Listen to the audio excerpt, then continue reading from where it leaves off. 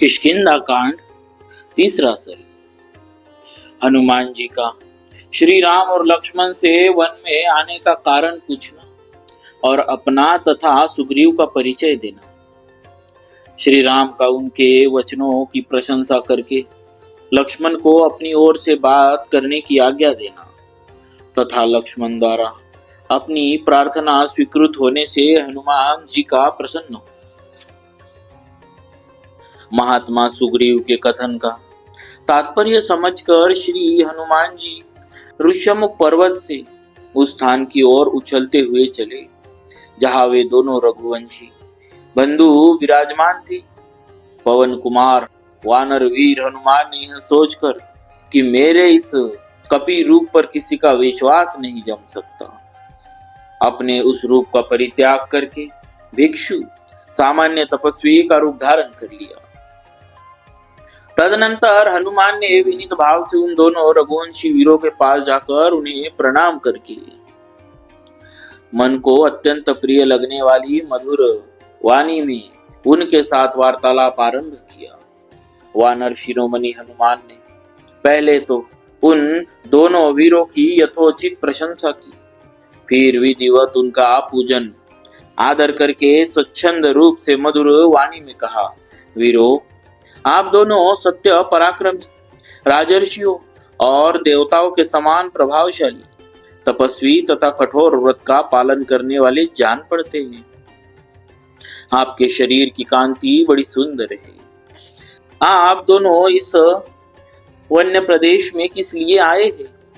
One में विचरने वाले मृगों समूहों तथा अन्य जीवों को भी त्रास देते, पंपा सरोवर के तटवर्ती वृक्षों को सब ओर से देखते और इस सुंदर जल वाली नदी सरीखी को शोभित करते हुए आप दोनों वेगशाली वीर कौन हैं? आपके अंगों की कांति सुवर्ण के समान प्रकाशित होती है। आप दोनों बड़े धैर्यशाली दिखाई देते हैं। आप दोनों के अंगों पर चीर वस्त्र शोभा पाता है। आप दोनों लंबी सांस खींच रहे हैं। आपकी भुजाएं विशाल है। आप अपने प्रभाव से इस वन के प्राणियों को पीड़ा दे रहे। बताइए, आपका क्या परिचय है? आप दोनों वीरों की दृष्टि सिंह के समान है। आपके बल और पराक्रम महान है। इंद्रधनुष के समान महान। शरासन धारण करके आप शत्रुओं को नष्ट करने की शक्ति रखते हैं। आप कांतिमान तथा रूपवान हैं। आप विशाल काय सांड के समान मंद गति से चलते हैं। आप दोनों की भुजाएं हाथी की सूंड के समान जान पड़ती है। आप मनुष्यों में श्रेष्ठ और परम तेजस्वी हैं। आप दोनों की प्रभा से गिरिराज ऋष्यमुख जगमगा रहा है। आप लोग देवताओं के समान पराक्रमी और राज्य भोगने के योग्य है। भला इस दुर्गम वन प्रदेश में आपका आगमन कैसे संभव हुआ? आपके नेत्र प्रफुल्ल कमल दल के समान शोभा पाते हैं। आप में वीरता भरी है। आप दोनों अपने मस्तक पर जटामंडल धारण करते हैं और दोनों ही एक दूसरे के समान हैं। वीरों, क्या आप देवलोक से यहाँ पधारे हैं? आप दोनों को देखकर ऐसा जान पड़ता है मानो चंद्रमा और सूर्य स्वेच्छा से ही इस भूतल पर उतर आए। आपके वक्षस्थल विशाल है। मनुष्य होकर भी आपके रूप देवताओं के तुल्य है। आपके कंधे सिंह के समान है। आप में महान उत्साह भरा हुआ है। आप दोनों मदमत्त सांडों के समान प्रतीत होते। आपकी भुजाएं विशाल, सुंदर, गोल गोल और परी के समान सुदृढ़ है। ये समस्त आभूषणों को धारण करने के योग्य है, तो भी आपने इन्हें विभूषित क्यों नहीं किया? मैं तो समझता हूँ कि आप दोनों समुद्रों और वनों से युक्त तथा विंध्य और मेरु आदि पर्वतों से विभूषित इस सारी पृथ्वी की रक्षा करने के योग्य है।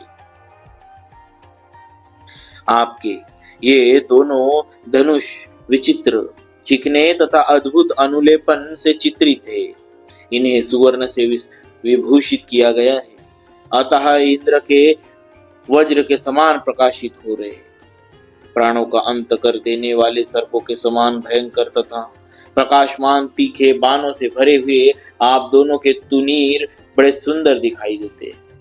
आपके ये दोनों खड़ग बहुत बड़े और विस्तृत है। इन्हें पक्के सोने से विभूषित किया गया है। ये दोनों केंचुल छोड़कर निकले हुए सर्पों के समान शोभा पाते हैं। वीरो, इस तरह मैं बारंबार आपका परिचय पूछ रहा हूं, आप लोग मुझे उत्तर क्यों नहीं दे रहे? यहाँ सुग्रीव नामक एक श्रेष्ठ वानर रहते हैं जो बड़े धर्मात्मा और वीर हैं। उनके भाई वाली ने उन्हें घर से निकाल दिया है, इसीलिए वे अत्यंत दुखी होकर सारे जगत में मारे मारे फिरते। उन्हीं वानर शिरोमणि के राजा महात्मा सुग्रीव के भेजने से मैं यहाँ आया हूँ। मेरा नाम हनुमान है। मैं भी वानर जाति का ही। धर्मात्मा सुग्रीव आप दोनों से मित्रता करना चाहते हैं। मुझे आप लोग उन्हीं का मंत्री समझे। मैं वायु देवता का वानर जातीय पुत्र हूँ। मेरी जहाँ इच्छा हो जा सकता हूँ, जैसा चाहूँ रूप धारण कर सकता हूँ। इस समय सुग्रीव का प्रिय करने के लिए भिक्षु के रूप में अपने को छिपाकर मैं रुक्ष मुख पर्वत से यहाँ पर आया हूँ। उन दोनों भाई वीरवर श्री राम और लक्ष्मण से ऐसा कहकर बातचीत करने में कुशल तथा बात का मर्म समझने में निपुण हनुमान चुप हो गए, फिर कुछ न बोले। उनकी यह बात सुनकर श्री रामचंद्र जी का मुख प्रसन्नता से खिल उठा। वे अपने बगल में खड़े हुए छोटे भाई लक्ष्मण से इस प्रकार कहने लगे, सुमित्रानंदन, ये महामनस्वी वानरराज सुग्रीव के सचिव है और उन्हीं के हित की इच्छा से यहाँ मेरे पास आए हैं। लक्ष्मण, इन शत्रुदमन सुग्रीव सचिव कपिवर हनुमान से जो बात के मर्म को समझने वाले हैं, तुम स्नेह पूर्वक मीठी वाणी में बातचीत करो। जिसे ऋग्वेद की शिक्षा नहीं मिली, जिसने यजुर्वेद का अभ्यास नहीं किया तथा जो सामवेद का विद्वान नहीं है, वह इस प्रकार सुंदर भाषा में वार्तालाप नहीं कर सकता।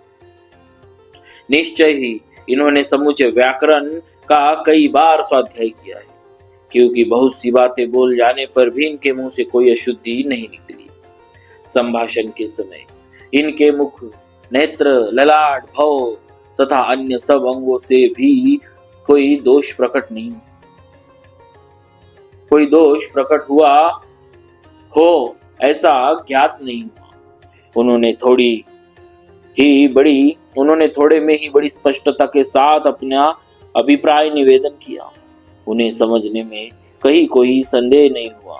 रुक रुक कर अथवा शब्दों या अक्षरों को तोड़ मरोड़ कर किसी ऐसे वाक्य का उच्चारण नहीं किया है जो सुनने में कर्णकटु हो। इनकी वाणी हृदय में मध्यमा रूप से स्थित है और कंठ से बैखरी रूप में प्रकट होती है, अतः बोलते समय इनकी आवाज न बहुत धीमी रही है न ऊंची रही, मध्यम स्वर में ही इन्होंने सब बातें कही।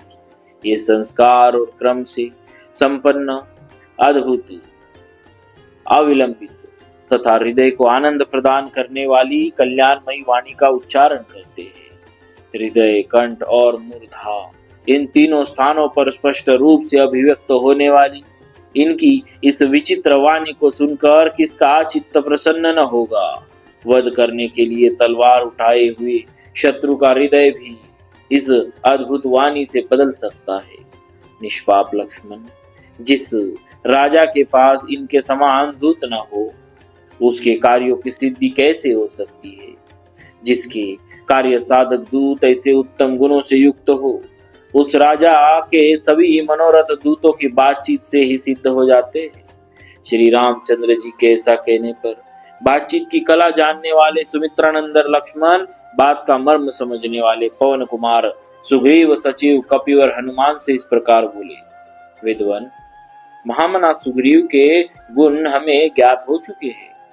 अब हम दोनों भाई वानरराज सुग्रीव की ही खोज में यहाँ आए हैं। साधो शिरोमणि हनुमान जी, आप सुग्रीव के कथनानुसार यहाँ आकर जो मैत्री की बात चला रहे हैं वो हमें स्वीकार है। हम आपके कहने से ऐसा कर सकते हैं। लक्ष्मण के यह स्वीकृति सूचक निपुणता युक्त वचन सुनकर पवन कुमार कपिवर हनुमान बड़े प्रसन्न हुए। उन्होंने सुग्रीव की विजय सिद्धि में मन लगाकर उस समय उन दोनों भाइयों के साथ उनकी मित्रता करने की इच्छा की। इस प्रकार श्री वाल्मीकि निर्मित आर्ष रामायण आदि काव्य के किष्किंधा कांड में तीसरा सर्ग पूरा हुआ। बोलिए श्री सीताराम जी महाराज की जय। भक्तवत्सल भगवान की जय।